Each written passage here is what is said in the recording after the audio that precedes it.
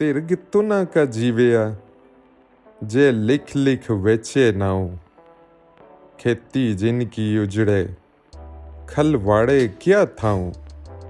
सच्चे सर में बाहरे अगे लहे न दाद। अकल ए न आखिए अकल गवाई बाद। अकली साहब सीविए अकली पाइए मान।